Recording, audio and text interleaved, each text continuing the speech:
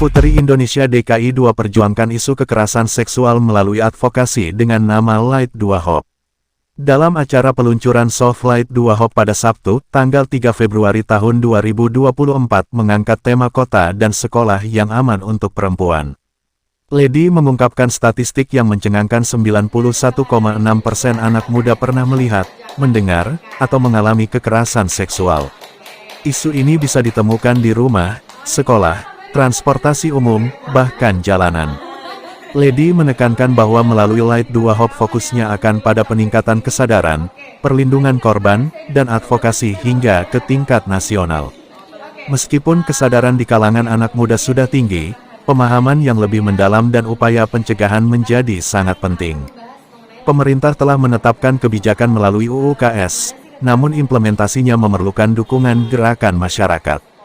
Akses ke pendanaan juga menjadi tantangan, banyak masyarakat Indonesia tidak mampu mendapatkan dukungan psikologis. Light 2 Hope bertujuan menjadi platform pendanaan bagi organisasi yang menyediakan konseling bagi korban kekerasan seksual, mengatasi hambatan keuangan yang menghalangi akses bantuan psikologis. Peluncuran advokasi ini melibatkan Sikharini Cintantia Dwisti, konsultan perencanaan strategis dan strategi perkotaan dari London, serta Hana Raisya, analis kebijakan pendidikan dari PSPK. Kedua pembicara ini memberikan wawasan tentang menciptakan sekolah dan kota yang aman untuk mencegah kasus kekerasan seksual yang semakin marak. Harapannya, Light 2 Hope akan memicu lebih banyak diskusi tentang batasan, persetujuan, dan elemen lainnya, membentuk budaya anti kekerasan seksual dalam kehidupan sehari-hari.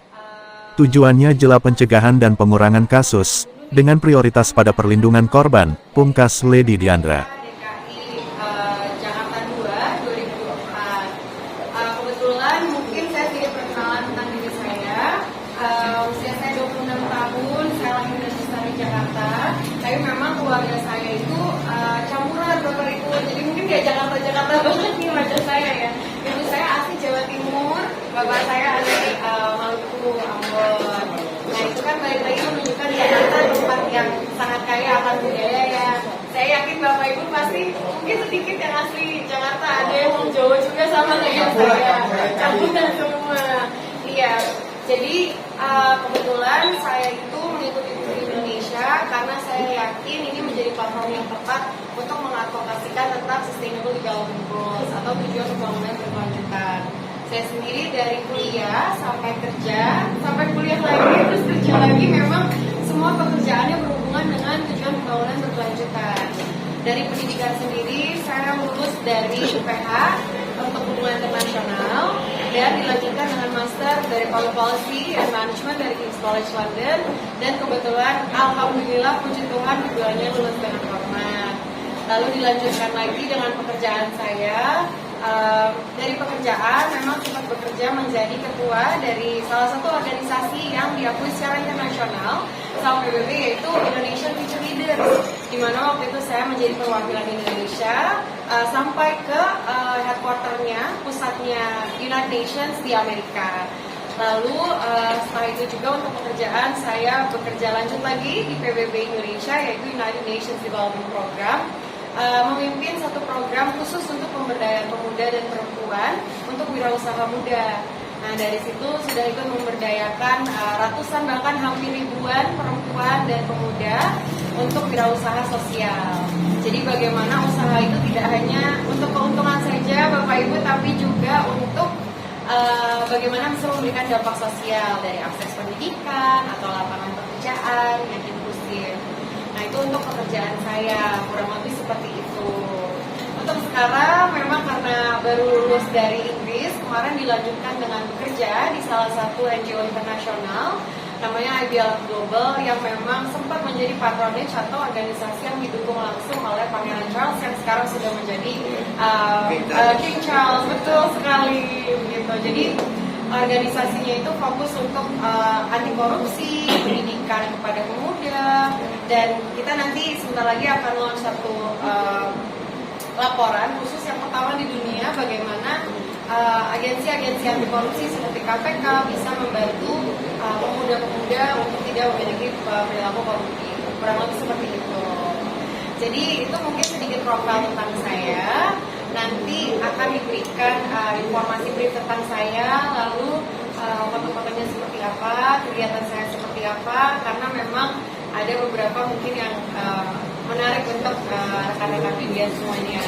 Kalau untuk sekarang, saat ini memang lagi fokus menjadi konsultan kebijakan yang fokus ke keadilan sosial dan kesejahteraan masyarakat, kira-kira seperti apa, dengan perspektif politis juga. Jadi kalau misalnya mau ngobrol-ngobrol soal itu nanti ke depannya juga boleh. Nah, untuk sekarang mungkin sedikit informasi. Ini adalah soft untuk Light to Hope. Kenapa Light to Hope? Ini pada dasarnya advokasinya fokus tentang kasus kekerasan dan pelecehan seksual yang mungkin sering terdengar terjadi di sekolah ataupun di Jakarta. Nah, saya sebagai Putri Indonesia concern bagaimana Jakarta, khususnya sekolah yang ada di Jakarta, bisa menjadi lingkungan yang aman untuk para adik-adik kita yang ada di SMA atau yang ada di SMP. Kenapa Light to Hope? Karena memang kasus ini agak sedikit sensitif ya bapak-bapak, ibu-ibu, mungkin tidak semua bisa melaporkan kasus ini. Ada yang mungkin sungkan, ada yang mungkin punya pandangan tersendiri. Jadi dengan adanya advokasi ini, semoga ada awareness, ada pengetahuan teman-teman sekalian bahwa ada kok yang namanya kasus kekerasan dan pelecehan seksual, dan kita boleh melaporkan atau kita apabila sebagai korban bisa mendapatkan perlindungan dari negara ataupun sekolah. Nah, kenapa Light to Hope juga? Supaya jadinya ini bisa memberikan cahaya dan harapan buat teman-teman yang mungkin sudah mengalami atau mungkin tahu bagaimana ketika kasus itu sedang dialami, bagaimana bisa memitigasi kasus-kasus itu juga. Dan kenapa memilih angka 2 ini, mohon maaf, bukan karena pilpres. Mohon maaf Bapak-Bapak, jadi ini khusus karena saya kebetulan dapilnya 2. Sama kayak Pak Mas Intong ya, dapil 2. Jadi DKI Jakarta 2. Itu tadi mungkin bisa dikat aja. Jadi Light to Hope ini kenapa 2? Karena saya DKI Jakarta 2. Dan karena advokasi saya juga sudah saya lakukan dari saya kuliah, untuk pemberdayaan pemuda, akses pemuda untuk pekerjaan, pemuda di iklim, ada pemuda untuk politik, macam-macam. Jadi khusus yang ini untuk Putri Indonesia yang akan membahas tentang kekerasan dan pelecehan seksual. Dan kali ini untuk soft launch-nya kita akan jelasin sedikit kira-kira apa sih sebetulnya programnya. Lalu nanti akan di-share di rilis juga, lalu nanti akan diskusi sama teman-teman saya juga untuk tahu nih apa sih sebenarnya perspektif kekerasan dan pelecehan seksual dari perspektif kota dan juga dari perspektif sekolah. Mungkin saya izin duduk dulu, nanti saya bisa undang teman-teman saya. Selanjutnya ada Mbak Hana Raisya juga, selaku expert untuk kebijakan pendidikan. Gimana kabarnya Mbak Hana, Mbak Bibip? Aman? Aman ya, Jakarta masih jadi kota yang aman ya, alhamdulillah sampai di sini. Oke, ini nggak apa-apa ya, saya duduknya di tengah, kita ngobrolnya agak podcast sedikit. Oke, Mbak Bibip dan juga Mbak Hana, ini saya perkenalan dikit ya. Ini kita kan akan membahas mengenai Light to Hope. Kita akan bahas soal gimana sih kekerasan dan pelecehan seksual yang ada di Jakarta dari perspektif sekolah dan dari perspektif kota juga. Karena so far itu yang saya tahu dari laporan UNFPA, 91,6% anak muda itu mengaku sudah pernah mendengar, melihat, atau bahkan mengalami kekerasan dan pelecehan seksual. Dan itu tidak hanya tertutup di wilayahnya mereka yang tertutup di rumah, tapi juga bisa terjadi di bahkan transportasi umum, bahkan bisa terjadi juga di rumah ibadah. Belakangan ini ada yang viral di rumah ibadah juga, dan ada juga yang terjadi di sekolah, mungkin karena relasi kuasa dan hal lain-lain juga. Nah, nanti akan kita bahas lebih lanjut secara singkat juga. Mungkin akan nanya-nanya sedikit nih dari Mbak Hana, Mbak Bibip juga, kira-kira apa sih dari pandangan expertnya, lalu mungkin kira-kira apa yang bisa harapan-harapannya untuk advokasi ini ya. Mungkin langsung aja ke Mbak Hana dulu nih, karena Mbak Hana kan memang expert dari PSPK ya Mbak ya. Mungkin nanti bisa sedikit jelasin juga PSPK itu apa, lalu tentang kekerasan dan pelecehan seksual di sekolah di Jakarta tuh seperti apa sih Mbak kondisinya? Apakah sangat memprihatinkan ataukah sudah ada usaha-usaha baik yang terjadi? Mungkin bisa dari kondisi yang dari data-data. Silakan Mbak. Terima kasih sebelumnya Lady dan juga Wiwin, senang bisa bertemu di sini. Pertama-tama penjelasan tentang PSPK mungkin kali. Jadi PSPK sendiri adalah lembaga independen pusat studi yang fokus pada advokasi pendidikan yang berkeadilan dan berkualitas untuk setiap anak. Jadi lembaga kami banyak bekerja sama dengan berbagai mitra untuk mewujudkan ekosistem pendidikan yang berpihak pada anak. Jadi betul sekali kalau di kasus-kasus kekerasan ya, kekerasan seksual, kekerasan fisik, dan juga diskriminasi merupakan hal-hal yang sayangnya semakin kesini semakin terlihat ya, terjadinya di tingkat sekolah, di segala jenjang ya, SD, SMP, SMA. Mungkin teman-teman juga cukup aware ya dengan beberapa liputan di media mengenai anak yang lompat dari bangunan, kemudian anak yang ditusuk juga di lingkungan sekolah gitu ya. Itu kekerasan seksual juga merupakan sesuatu yang tidak lumpuh ya, apalagi antara siswa bahkan dari tenaga pendidik ke siswanya sendiri dengan berbagai relasi kuasa yang ada. Tentu sangat miris ya hal ini. Kalau secara peraturan saat ini pemerintah menyadari sangat urgennya tidak saja anak bisa berkembang secara kognitif, literasi dan numerasinya, namun juga penting kita memperhatikan pengembangan anak secara holistik dan menyeluruh. Jadi, apakah anak bahagia, apakah anak berkembang secara baik, secara karakter, gitu. Itu saat ini adalah perhatian dari pemerintah juga. Secara undang-undang, teman-teman juga bisa cek juga di Permendikbud nomor 46 tahun 2023. Oh, kurang keras. Oke, siap. Aku akan coba koreksi lagi ya. Jadi di Permendikbud ini teman-teman diatur bagaimana kekerasan seksual dan juga bentuk-bentuk kekerasan lainnya didefinisikan di lingkungan sekolah ya kali ini.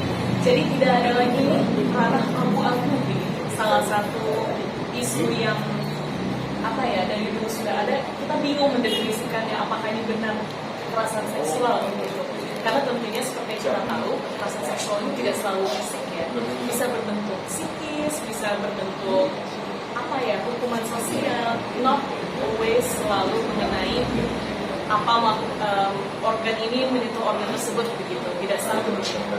Nah di Permendikbud ini sudah diatur dengan sedemikian rupa, jadi area abu-abu ini semakin jelas begitu, bahwa kekerasan seksual ada banyak bentuknya dan bisa dilakukan oleh siapapun. Di peraturan ini juga dijelaskan bagaimana menggunakan perspektif korban. Perspektif korban ini apa? Jadi kita tidak menyalahkan korban ketika terjadi kekerasan di lingkungan sekolah. Mungkin teman-teman juga familiar ya dengan istilah victim blaming atau menyalahkan korban ketika terjadi kekerasan seksual atau bentuk kekerasan lainnya. Hal ini juga di-tackle di dalam peraturan ini, di mana korban dilihat sebagai pihak utama yang dilindungi oleh negara. Seperti itu kali. Terima kasih Mbak Hana, itu benar-benar satu inisiatif yang baik sekali ya. Berarti dari pemerintah sekarang sudah ada kebijakan yang memang melindungi, tidak hanya melindungi tapi yang pastinya paling penting mendefinisikan juga ini apa. Jadi ketika ada korban bisa tahu mekanisme penanganannya seperti apa.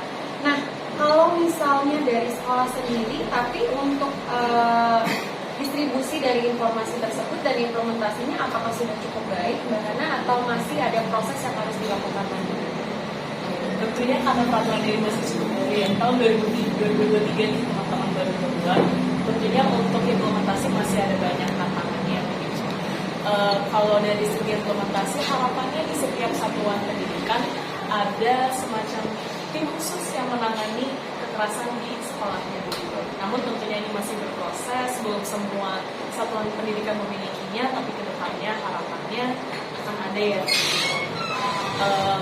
Apalagi ya, kalau dari segi paradigma begitu dan stigma, tentunya ini bukan hal yang aku tahu dan aku bisa langsung berubah begitu ya. Seperti yang tadi Lady sudah jelaskan, seringkali juga korban yang enggan untuk melaporkan dan membagikan pengalaman yang tidak mengenakannya begitu. Jadi meskipun nih teman-teman sudah ada peraturan yang mengatur perlindungan korban, tapi sangat kompleks ya bagaimana psikis manusia ini bekerja. Karena tidak mudah untuk seseorang meminta tolong. Meminta bantuan itu sesuatu yang sangat sulit, dan saya rasa perlu dikuatkan ya ekosistem sekolah agar murid bisa merasa lebih aman dan bisa tentunya mempercayai orang-orang yang ada di lingkungan. Terima kasih Mbak Hana. Nah, itu mungkin salah satu yang bikin advokasi Light to Hope ini menarik ya, dimana kita akan memang datang ke sekolah, langsung membantu proses implementasinya, menanyakan bagaimana proses implementasi kebijakan ini, lalu kira-kira apa dari kita yang bisa dibantu supaya teman-teman merasa perlindungan dan bisa berani speak up soal kasus itu. Dari Light to Hope juga nanti mungkin akan share juga akses-akses funding atau financing ke psikolog yang mungkin nggak semua orang bisa akses ya Mbak Hana ya. Karena ada beberapa sekolah yang memang aksesnya masih 80-90% masih pakai kartu Indonesia Pintar. Berarti dalam artian yang mengakses pendidikan tersebut adalah murid-murid dari profil ekonomi menengah ke bawah. Jadi belum tentu tahu psikolog itu apa, belum tentu tahu juga sebenarnya akses ke psikolog gimana ya Mbak ya. Oke, mungkin itu dari perspektif sekolah. Nah, nanti kita bakal ngobrol lagi sedikit perspektifnya. Tapi sekarang kita loncat dulu dari perspektif kota. Maaf ada yang sedikit.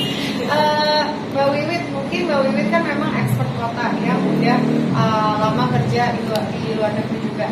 Dari perspektif luar negeri campur dengan konteks Indonesia, dengan kasus kekerasan dan pelecehan seksual yang ada di sini. Nah, kira-kira Mbak Wiwit ada nggak sih pandangan kira-kira apakah ada komponen tentang perencanaan kota atau pembangunan kota yang sebetulnya membuat kekerasan dan pelecehan seksual itu lebih rentan terjadi? Kira-kira gimana tuh Mbak? Karena kan kita sama-sama di sini belum tahu ya. Kalau dari Mbak Wiwit, jadi kembali lagi mengenai kota yang aman. Tadi Mbak ini sudah bilang kan bahwa ini ada kaitannya dengan SDGs, itu sangat benar sekali karena SDGs Global Goals itu mengenai kota berkelanjutan. Kota berkelanjutan salah satu aspeknya adalah kota yang bersih dan aman, termasuk inklusif dan aman terhadap orang dengan berbagai gender, berbagai usia, berbagai perempuan fisik seperti itu. Jadi kaitannya sangat erat sekali. Nah, mengenai kekerasan seksual sendiri di luar kota, kita bisa lihat pada utamanya dari dua sisi, yaitu dari sisi teritori mengenai keamanan kota dan teritori mengenai bagaimana feminisme itu dibentukkan dalam rancangan sebuah kota. Saya tidak akan masuk tahu dalam ke membahas teritori ini karena ini masalah macam bahasannya, tapi secara singkat mengenai keamanan itu ada beberapa poin yang bisa saya sampaikan. Pertama ada yang namanya defensible space. Jadi defensible space itu bagaimana sebagai perancang kota kita merancang space, tempat yang membuat orang merasa tidak aman untuk berbuat sesuatu yang tidak diinginkan atau tidak sesuai dengan norma sosial seperti itu. Salah satunya termasuk kekerasan seksual. Nah, selain itu ada juga teori mengenai door-to-door theory. Itu pada intinya adalah bagaimana kita membuat sebuah tempat yang kalau sebagai contoh misalnya kita datang ke sebuah tempat yang terlihatnya tidak terurus, terlihatnya tidak ada orang di sana, maka orang-orang yang dari awal sudah berniat untuk melakukan kejahatan akan merasa wah ini adalah tempat yang tepat untuk melakukan kejahatan tersebut. Maka dari itu kita perlu melihat dan membuat tempat yang meminimalisir kemungkinan tersebut. Selain itu kita juga ada seorang urban planner yang kalau misalnya orang-orang yang terlibat dalam perencanaan kota ini pasti tahu namanya James Jacobs. Itu dia berbicara mengenai eyes on the street, yaitu bagaimana dengan adanya surveillance, dengan adanya orang-orang yang melihat ke suatu tempat, maka kemungkinan dari kejahatan untuk terjadi di tempat tersebut itu bisa ada kemungkinan berkurang seperti itu. Nah, lalu dari sisi feminisme itu kita bisa lihat bahwa kita perlu membuat ruang yang dapat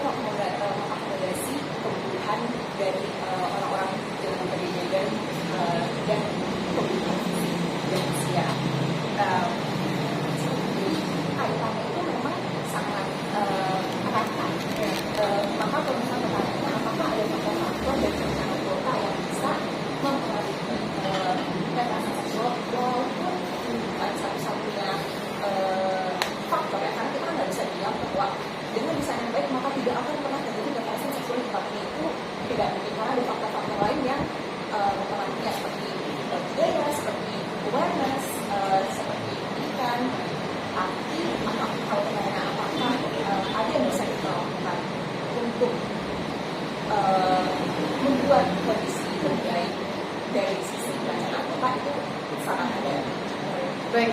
Berarti menarik banget ya Mbak, tadi memang ada beberapa teori dari sisi perencanaan kota, bagaimana kota itu ada the watching, apa tadi yang eyes itu ya? Eyes on the street. Jadi ada surveillance yang memang working, sistem surveillance-nya, lalu bagaimana tempat itu ada proper exposure, proper design, supaya orang setidaknya disincentivize atau merasa tidak termotivasi untuk melakukan kejahatan. Oke, baik, menarik sekali, dan itu juga masuk ke konteks sekolah berarti ya, bagaimana sekolah itu harus dirancang secara aman, tidak hanya dari kebijakan apa itu kekerasan seksual, pelecehan seksual, tapi juga bagaimana mendesain kota di satu kota, mendesain sekolah di satu kota agar masyarakatnya merasa aman. Oke, baik. Mungkin kalau dari saya merasanya ini bisa jadi satu poin juga ya buat perbaikan kota Jakarta, karena so far mungkin Jakarta masuk ke kota ketiga sebagai kota yang memang jumlah kekerasannya paling tinggi di antara provinsi lain, kota ketiga. Dan ini juga masuk ke kekerasan seksual. Mungkin memang Jakarta surveillance udah lumayan ya Mbak, ada smart city, udah ada kepolisian yang aktif juga, dan kita juga di sini ada viral based policy yang ramai ya Mbak ya. Jadi bagaimana netizen juga membantu exposure kasus-kasus tersebut. Jadi semoga kedepannya perencanaan kota Jakarta bisa lebih sensitif lagi akan kasus kekerasan dan pelecehan seksual, termasuk juga implementasi di sekolah. Nah mungkin ini kita langsung ke pertanyaan terakhir aja. Kira-kira dari Mbak Wiwit sama Mbak Hana, ada nggak sih solusi atau harapan yang bisa disampaikan ke Yayasan Putri Indonesia atau teman-teman saya juga yang sama-sama berjuang untuk isu women empowerment, karena kita tahu kekerasan dan pelecehan seksual ini kan bukannya tidak bisa terjadi di laki-laki, tapi kasusnya memang sejauh ini paling banyak di perempuan. Tapi pasti laki-laki juga ada yang mengalami dan juga. Dan semoga Laibuko bisa membantu juga. Tapi kalau dari Mbak Hana, ada nggak solusi atau harapan untuk YPI dan juga advokasi Laibuko? Silakan. Pertanyaan menarik. Mungkin ketika aku ingat Putri Indonesia begitu ya, banyak anak-anak remaja atau mungkin lebih muda ya yang melihat kakak-kakak kayak Mbak Leni sangat inspirasional begitu. They look up to you, they respect you, dan apa ya, for many reasons ya teman-teman, banyak very beautiful, very apa ya, kritis begitu. Dan aku rasa kalau aku bisa memberikan masukan,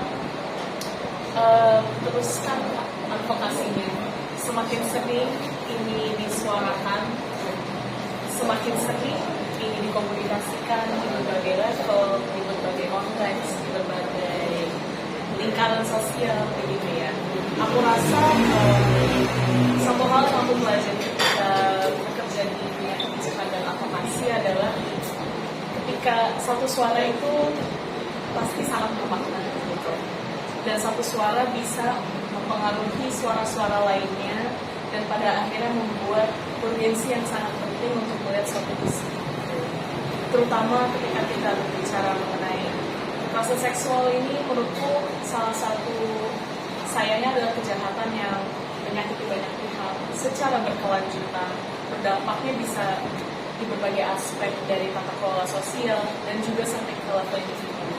Aku rasa jika YPI bisa terus menyuarakan stance untuk anti kekerasan seksual ini, harapannya edukasi ini, advokasi ini bisa sampai ke telinga-telinga yang untuk mendengarkannya, bahwa ada yang menyuarakan mereka, ada yang membela hak-hak mereka, dan saya berharap bisa terus. Terima kasih Mbak untuk doanya juga ya. Semoga Mbak Hana juga bisa terus berjuang di advokasi kebijakan sekolah, karena pastinya pendidikan adalah kunci supaya kasus-kasus seperti ini tidak semakin meningkat, justru malah nanti semakin menurun. Mungkin dari Mbak Wiwit gimana Mbak? Mungkin ada harapan yang bisa disampaikan? Saya sangat setuju dengan secara berkelanjutan mencapai nilai yang mungkin sebelum tercapai. Karena seperti saya sudah sampaikan sebelumnya bahwa desain dari kota itu memang dapat mempengaruhi kejadian kekerasan seksual, tapi itu bukan satu-satunya saja. Salah satu perkembangan itu adalah budaya. Maka dengan adanya budaya yang pertama mengakui bahwa kekerasan seksual itu bisa terjadi pada siapa saja, kapan saja, di mana saja, dan budaya yang dapat mendukung korban untuk meminta bantuan, untuk melapor, untuk mendapatkan keadilan, maka itu akan sangat berarti sekali bagi banyak orang. Tidak hanya bagi orang korban, tapi untuk keluarga korban dan juga untuk masyarakat pada umumnya, baik yang pernah maupun tidak pernah mengalami kekerasan seksual itu sendiri. Terima kasih banyak Mbak Yudit, itu poin yang bagus banget ya. Sekali lagi Mbak Hana juga bagaimana bapak-bapak, ibu-ibu, kasus kekerasan dan pelecehan seksual ini memang terjadi, memang ada di kota tempat kita tinggal dan juga di sekolah, dan hal ini memang tidak hanya merupakan dari faktor perkotaan aja atau kebijakan saja, tapi ini mengenai budaya. Jadi semoga dengan advokasi ini nantinya kita akan datang ke sekolah, kita akan suarakan tentang kekerasan dan pelecehan seksual. Kita juga akan bekerja sama dengan pemerintah untuk menyuarakan rekomendasi-rekomendasi yang langsung dari anak muda agar langsung didengar oleh para pejabat-pejabat kita. Dan semoga ini bisa membawa ombak baru dari budaya yang memang mengakui bahwa kekerasan dan pelecehan seksual terjadi dan perlu ada perlindungan, perlu ada pergerakan yang masif, dan semoga tidak hanya dari advokasi ini juga, tapi dari Yayasan Putri Indonesia juga sama-sama bisa bersuara dan menyuarakan ini, dan pastinya memberdayakan perempuan lain juga untuk bersuara. Mungkin itu saja bapak-bapak, ibu-ibu, hasil dari diskusi kita hari ini. Nanti media package-nya akan kami kirimkan ke depannya. Acara ini kita bisa menganggap perempuan ini seperti apa atau laki-laki ini seperti apa sih makna dari batasan itu sendiri. Selanjutnya ada Mbak Hana Raisya juga, selaku expert untuk kebijakan pendidikan. Gimana kabarnya Mbak Hana, Mbak Wiwit? Aman ya, Jakarta masih jadi kota yang aman ya, alhamdulillah sampai di sini. Oke, ini nggak apa-apa ya, saya duduknya di tengah, kita ngobrolnya agak podcast sedikit. Oke, Mbak Wiwit dan juga Mbak Hana, ini saya perkenalan dikit ya. Ini kita kan akan membahas mengenai Light to Hope. Kita akan bahas soal gimana sih kekerasan dan pelecehan seksual yang ada di Jakarta dari perspektif sekolah dan dari perspektif kota juga. Karena so far itu yang saya tahu dari laporan UNFPA, 91,6% anak muda itu mengaku sudah pernah mendengar, melihat, atau bahkan mengalami kekerasan dan pelecehan seksual. Dan itu tidak hanya tertutup di wilayahnya mereka yang tertutup di rumah, tapi juga bisa terjadi di bahkan transportasi umum, bahkan bisa terjadi juga di rumah ibadah. Belakangan ini ada yang viral di rumah ibadah juga, dan ada juga yang terjadi di sekolah, mungkin karena relasi kuasa dan hal lain-lain juga. Nah, nanti akan kita bahas lebih lanjut secara singkat juga.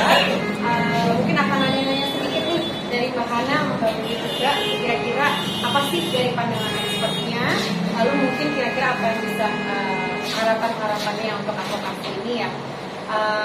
Mungkin langsung aja ke Mbak Hana dulu nih, karena Mbak Hana kan memang expert dari PSPK ya Mbak ya. Mungkin nanti bisa sedikit jelasin juga PSPK itu apa, lalu tentang kekerasan dan pelecehan seksual di sekolah di Jakarta tuh seperti apa sih Mbak kondisinya? Apakah sangat memprihatinkan ataukah sudah ada usaha-usaha baik yang terjadi? Mungkin bisa dari kondisi yang dari data-datanya. Silakan Mbak. Terima kasih sebelumnya Lady dan juga Mbak Wiwit, senang bisa bertemu di sini. Pertama-tama penjelasan tentang PSPK mungkin ya. Jadi PSPK sendiri adalah lembaga independen pusat studi yang fokus pada advokasi pendidikan yang berkeadilan dan berkualitas untuk setiap anak. Jadi lembaga kami banyak bekerja sama dengan berbagai mitra untuk mewujudkan ekosistem pendidikan yang berpihak pada anak. Jadi betul sekali kalau di kasus-kasus kekerasan ya, kekerasan seksual, kekerasan fisik, dan juga diskriminasi merupakan hal-hal yang sayangnya semakin kesini semakin terlihat ya. Dulu terjadinya di tingkat sekolah, di segala jenjang ya, SD, SMP, SMA. Mungkin teman-teman juga cukup aware ya dengan beberapa liputan di media mengenai anak yang lompat dari bangunan, kemudian anak yang ditusuk juga di lingkungan sekolah gitu ya. Itu kekerasan seksual juga merupakan sesuatu yang tidak luput ya, apalagi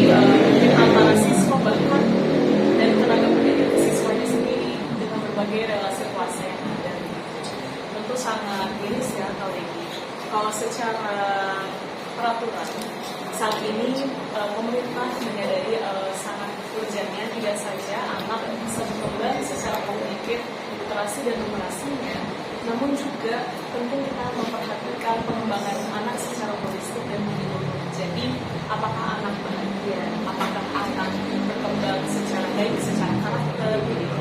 Itu saat ini adalah perhatian dari pemerintah juga. Secara undang-undang, teman-teman juga bisa cek juga di Permendikbud nomor 46 tahun 2023. Oh, kurang keras. Oke, siap. Aku akan coba koreksi lagi ya. Jadi, di Permendikbud ini teman-teman diatur bagaimana kekerasan seksual dan juga bentuk-bentuk kekerasan lainnya didefinisikan di lingkungan sekolah yang kalian ini.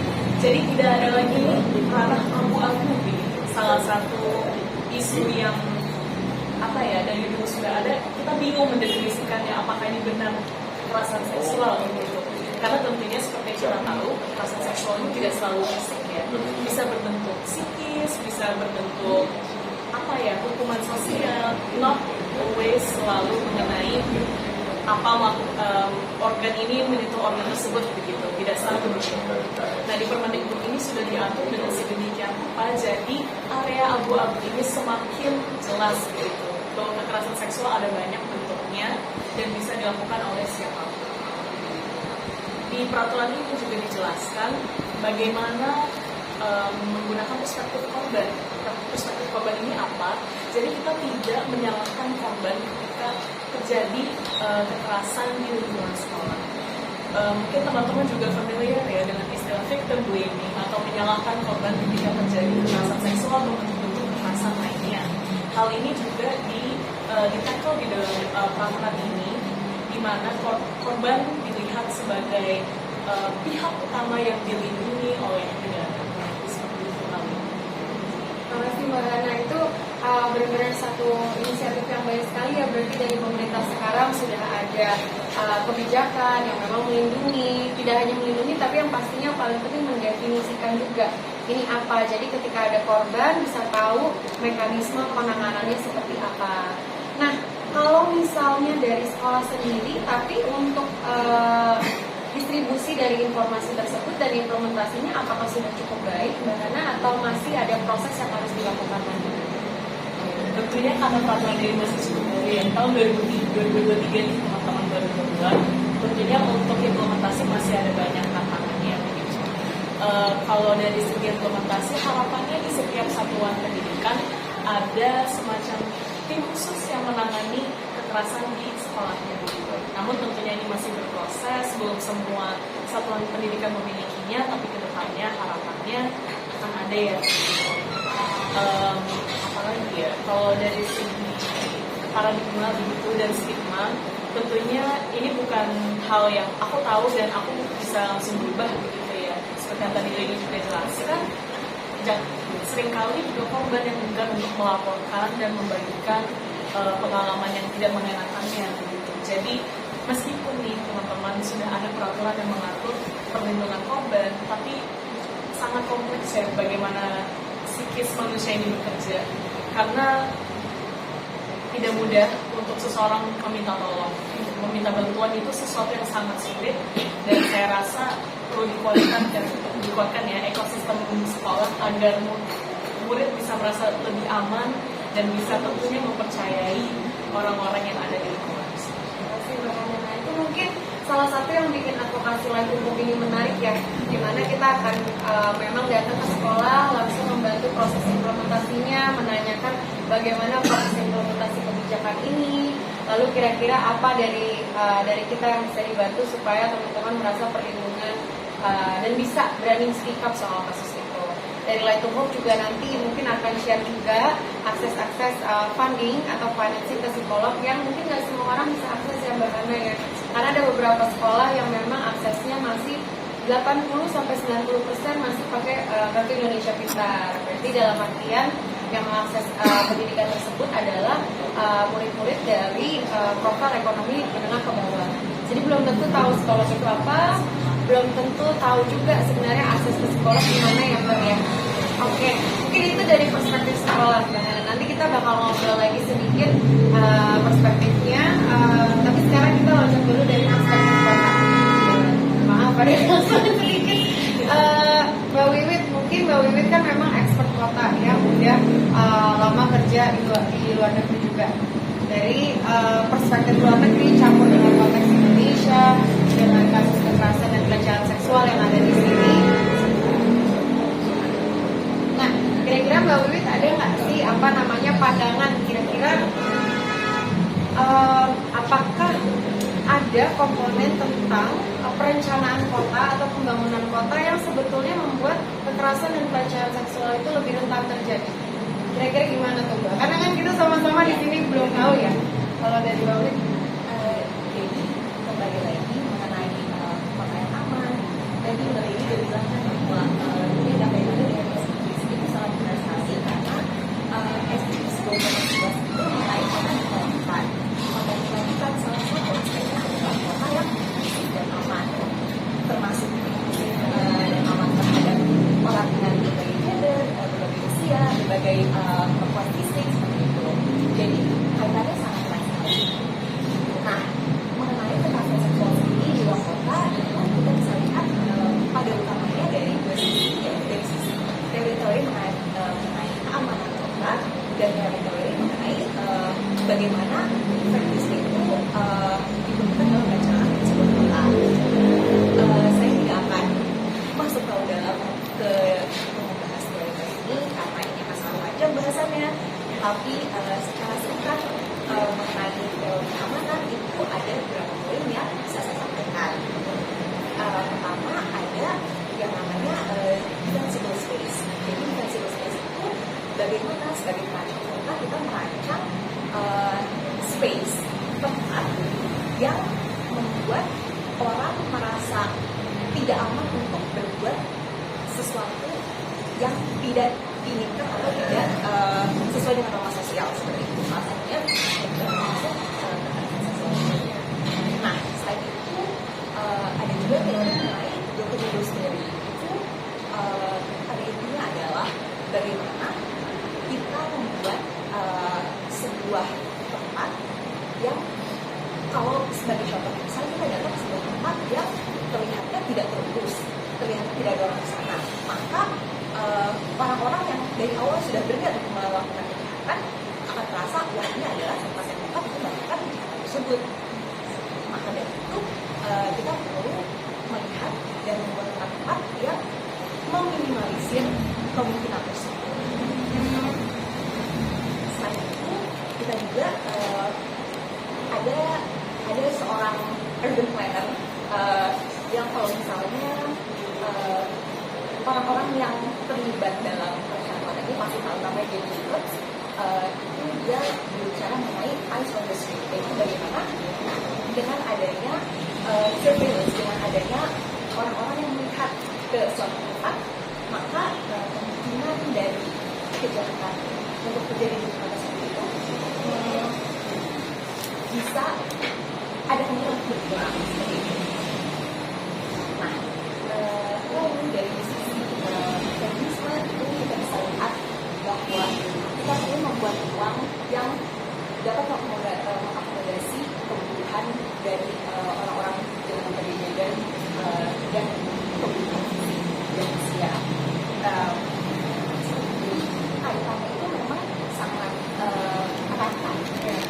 Maka kalau misalnya pertanyaannya apakah ada faktor-faktor dari perencanaan kota yang bisa mempengaruhi kekerasan seksual, walaupun bukan satu-satunya faktor ya, karena kita kan nggak bisa bilang bahwa dengan desain yang baik maka tidak akan pernah terjadi kekerasan seksual di tempat ini, itu tidak mungkin karena ada faktor-faktor lain yang mempengaruhinya seperti budaya, seperti awareness, seperti pendidikan. Tapi kalau pertanyaan apakah ada yang bisa kita lakukan untuk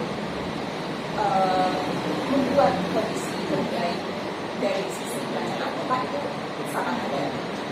baik, berarti menarik banget ya Mbak. Tadi memang ada beberapa teori dari sisi perencanaan kota, bagaimana kota itu ada the watching, tadi yang eyes itu ya, eyes on the street. Jadi ada surveillance yang memang working, sistem surveillance-nya, lalu bagaimana tempat itu ada proper exposure, proper design, supaya orang setidaknya disincentivize atau merasa tidak termotivasi untuk melakukan kejahatan.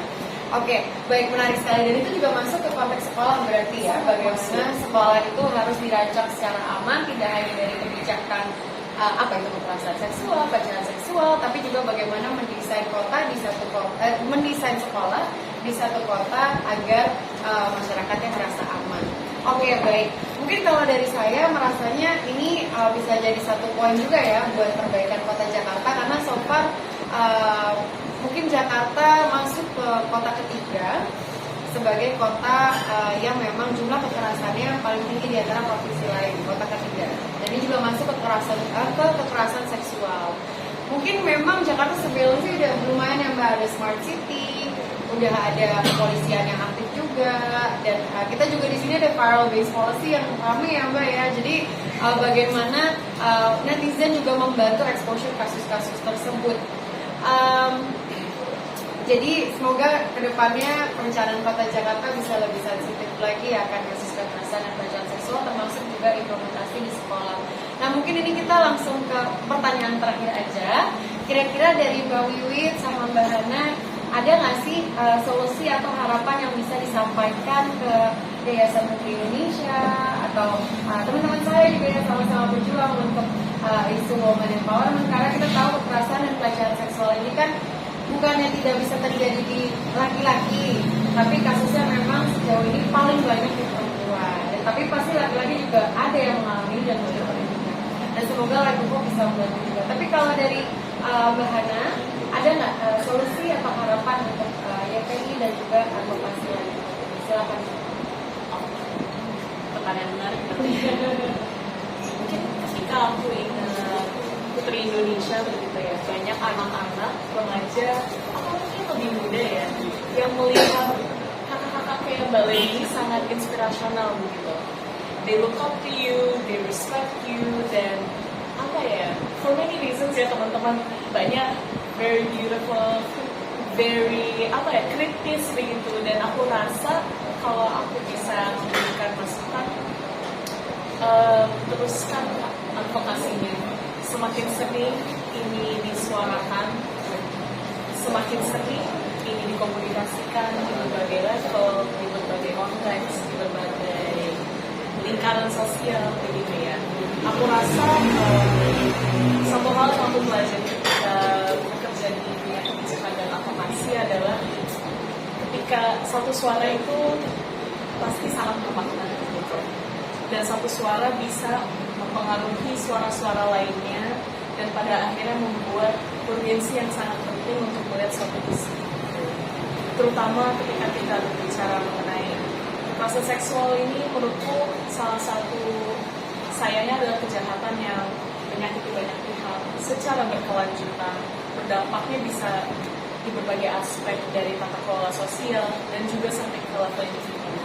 Aku rasa jika YPI bisa terus menyuarakan stance untuk anti kekerasan seksual ini, harapannya edukasi ini, advokasi ini bisa sampai ke telinga-telinga yang untuk mendengarkannya, bahwa ada yang menyuarakan mereka, ada yang membela hak-hak mereka, dan saya berharap bisa terus dilakukan. Terima kasih Mbak untuk doanya juga ya.